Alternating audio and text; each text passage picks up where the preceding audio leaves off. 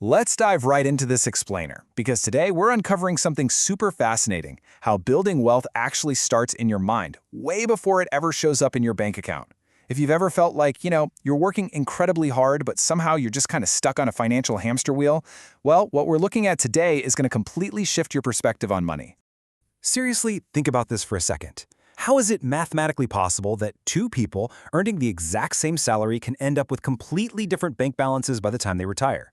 One of them retires a comfortable millionaire, while the other is practically living paycheck to paycheck. It's wild, right? But the answer usually isn't raw intelligence. It's not just dumb luck. And surprisingly enough, it isn't even the income itself.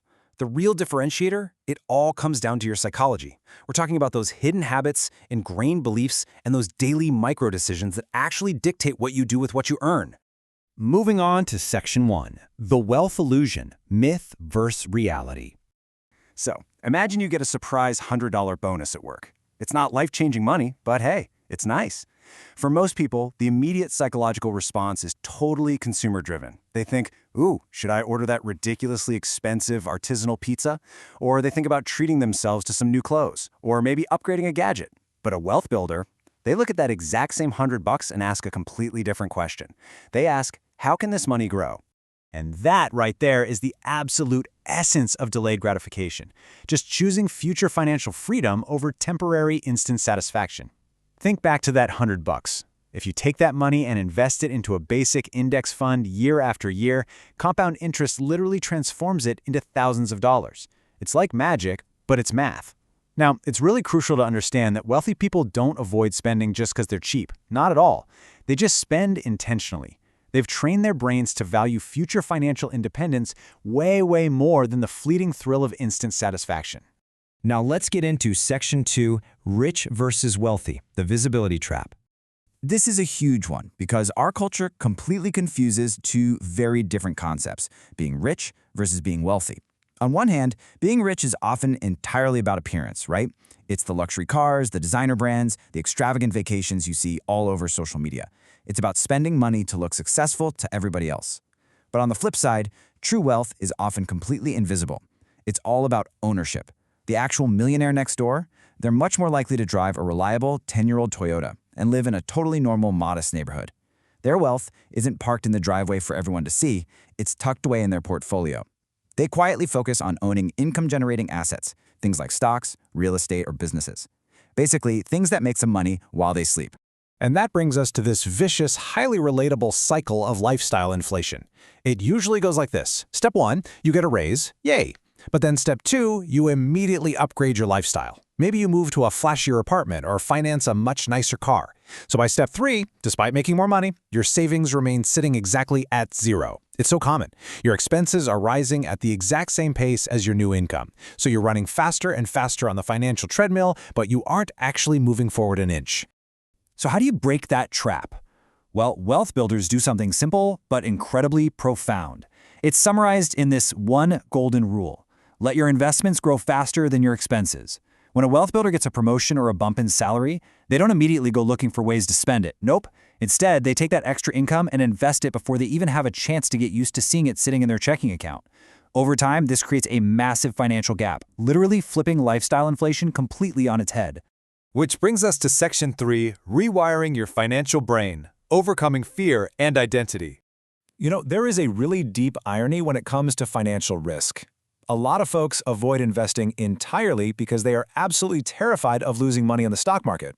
But here's the kicker. Leaving all your cash in a standard savings account is actually way riskier because inflation quietly and consistently eats away at your purchasing power every single day. Wealthy investors, they understand that short-term market drops are totally normal. Actually, instead of panicking, they see those market declines as prime opportunities to buy quality assets on sale. They focus on decades, not days. They just don't let temporary fear override their long-term strategy. And beyond fear, there is massive, massive psychological power in your identity. Saying to yourself, I'm trying to save money, kind of feels like a restriction, doesn't it? Feels like you're on a diet. But saying, I am someone who builds wealth, now that is a completely different vibe.